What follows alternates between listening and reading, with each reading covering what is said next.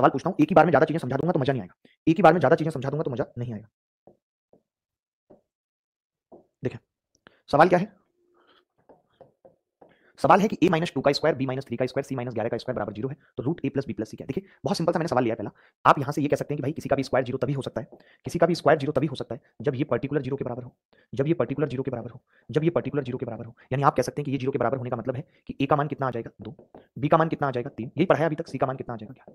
यानी मैं इन सबको जोड़ूं तो अंडर रूट के अंदर आ रहा है 16, ये बराबर होगा अंडर रूट 16। हमेशा जीवन में एक बात याद रखना, मैं बार बार ये बात बता रहा हूं कि रूट के बाहर हमेशा पॉजिटिव वैल्यू आती है। इस सवाल का उत्तर +4 होगा। कई लड़के बताएंगे कि प्लस माइनस 4 क्यों नहीं होगा, रूट से पहले प्लस माइनस आता है। अगर मुझे कोई कहे कि एक्स स्क्वायर बराबर 16 है तो मैं बोलूंगा कि एक्स बराबर होगा प्लस माइनस अंडर रूट 16, यानी अंडर रूट 16 से पहले प्लस माइनस आएगा। अगर केवल x बराबर रूट 16 लिखा हुआ है ऑलरेडी तो इसका एक ही मान होगा 4। देखिए जितनी x की पावर उतने मान संभव है, ये क्वाड्रेटिक इक्वेशन है तो दो मान है, ये लीनियर है पावर 1 है तो x का एक ही मान आएगा 4।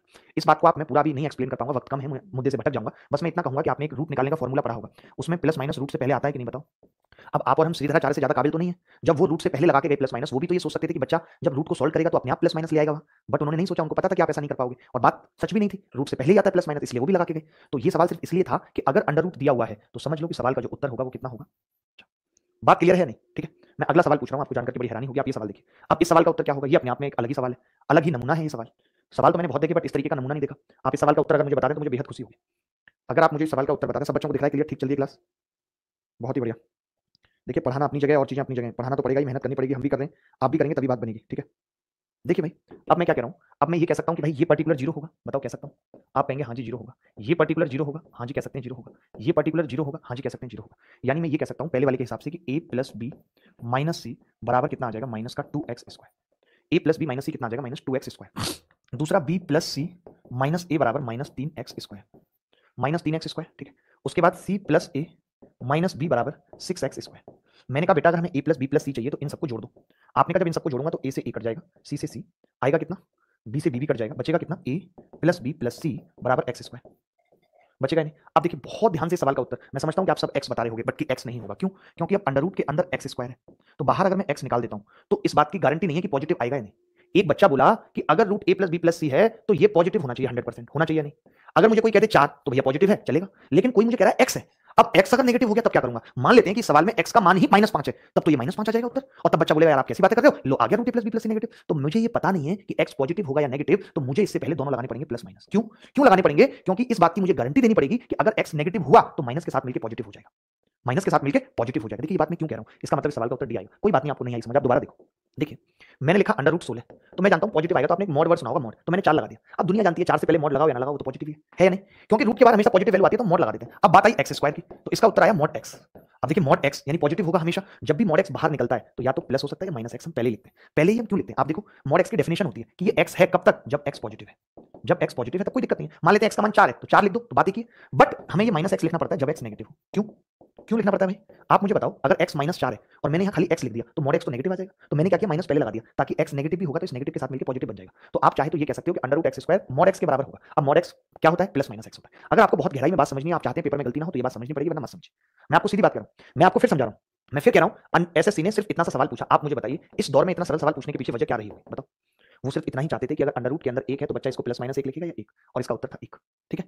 अगर यहीं पे ये होता under root sine square theta, समझ लो, या मान लेते हैं अंदर होता अंडर रूट साइन की पावर 4 थीटा, तो मुझे कुछ करने की जरूरत नहीं है, मैं धड़ल्ले से साइन स्क्वायर थीटा लिख दूंगा। क्यों, क्योंकि गारंटी है कि साइन स्क्वायर थीटा हमेशा पॉजिटिव होगा। समझो आप बात को, पॉजिटिव होगा। लेकिन अगर मुझसे कोई पूछे कि under root sine square theta, अब दिक्कत है, अब मुझे प्लस माइनस साइन थीटा लिखना पड़ेगा, क्योंकि साइन थीटा नेगेटिव भी हो सकता है, और नेगेटिव आ गया तो आप तो हंगामा काट दोगे, आप कहोगे यार आपने बताया था रूट के बारे में पॉजिटिव आता है, लो नेगेटिव आ गया, तो मैंने पहले से ही माइनस लगा के रखा है ताकि जैसे नेगेटिव आए तो वो इस नेगेटिव को मिलकर दोनों पॉजिटिव हो जाए। कई लड़के ऐसे नमूने होंगे जो कहेंगे कि सर पॉजिटिव नेगेटिव नेगेटिव मिलकर पॉजिटिव कैसे हो सकता है, तो देखिए उनके लिए बताता हूं, जैसे ये एक नेगेटिव है और ये एक नेगेटिव है, ठीक है भाई, है या नहीं बताओ पहले मुझे, है।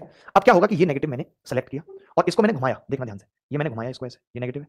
अब मैंने इसको उठाया, उठेगा कैसे, ये लो, देखो क्या बन गया। तो आप समझ में आई कि नेगेटिव नेगेटिव क्या बन गया, पॉजिटिव बन गया। नेगेटिव था, उल्टा होकर उठाया, उसके ऊपर चिपकाया, पॉजिटिव बन गया, बात खत्म। चलिए आगे बढ़ते हैं और एक दो सवाल देखते हैं। एक ये छोटा सा सवाल कर लीजिए, ये सवाल होमवर्क में दे देता हूं, ये आप आराम से होमवर्क में कर लेंगे, कोई बहुत कठिन सवाल नहीं है। मुश्किल होता तो बात होती, बट ये मुश्किल नहीं है, ठीक है। ये होमवर्क में रहेगा, अभी आधा घंटे के अंदर ही हम पीडीएफ डाल देंगे, पीडीएफ रेडी है भाई, बस आंसर मार्क करने, ठीक है। चलिए ये सवाल देखिए, अब देखिए मैं सारे सवाल मैं करवा रहा हूं, आप बस देखते रहो। मैं क्यों करवा रहा हूं, क्योंकि मैंने भी पढ़ा है, आपको भी उतनी जल्दी समझ नहीं आया होगा। जब आपकी करने की बारी आएगी तो मैं पूछ लूंगा। एक बात बताओ, ये सवाल एसएससी में ना जाने कितनी बार आ चुके हैं, ये सवाल एसएससी में ना जाने कितनी बार आ चुके हैं, आप देखो जरा, बताओ भाई, जल्दी बताओ। सर ये लाइव क्लास नहीं है, टाइम 9:19 को रिकॉर्ड किया सर जी। यार ये ऐसा है, ये टाइम ठीक करो यार, ये टाइम ठीक करो। कई पगले कहते हैं कि 9:19 को रिकॉर्ड किया, कैसे थप्पड़ मार के भाई साहब हड्डियां पसलियां मैंने तोड़ देंगे, तख्तियां तोड़ देंगी इनकी, सही बता रहा हूं मैं। 1900 लोगों ने वीडियो को लाइक किया है, बहुत अच्छा लगता है जब आप इस तरीके से एप्रिशिएशन भेजते हो। केवल 12 लोगों ने डिसलाइक किया, उनको भी नमन है हमारा।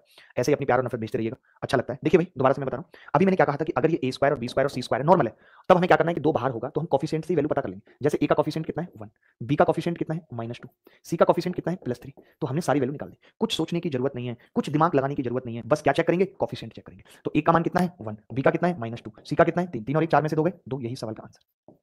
अब अच्छा, फिर तकलीफ किन सवालों में होती है, तकलीफ किन क्वेश्चंस में होती है, उसकी मैं बात करता हूं, जहां पे यहां पर भी कोई कोफिशिएंट लगा हो। देखिए हम तभी चेक कर सकते हैं, इसमें कई बच्चे कहते हैं कि तरीका फेल हो जाता है, फेल नहीं होगा, आप में दिमाग नहीं होगा तो आपको ये देखना होता है कि यहाँ पे स्क्वायर किस चीज का, ए का है, ठीक है आप ए का कोफिशिएंट चेक कर लो। यहाँ पे स्क्वायर कितने का बी का है, तो आप बी का कोफिशिएंट चेक कर लो। यहाँ पे स्क्वायर किसका है, सी का, तो आप सी का चेक कर लो। बट स्क्वायर अगर किसी और चीज का होगा तब तकलीफ है, मैं बताता हूँ कैसे। अब अगला पॉइंट समझाने जा रहा हूँ, यहाँ तक अगर कोई डाउट है तो बताओ, अगला पॉइंट बताने जा रहा हूँ। यार दिल्ली में इंटरनेट नहीं चल रहा है अभी, तो यही हालात सुनने में आ रहे हैं, इसलिए लोग भी हमारे साथ कम जुड़े। दिल्ली में इंटरनेट काफी इलाकों में बंद है, सुनने में आया, बस इतना ही पता, अभी तो और कुछ नहीं पता। देखिए भाई मैं एक और चीज बता रहा हूँ, मैं ये कह रहा हूँ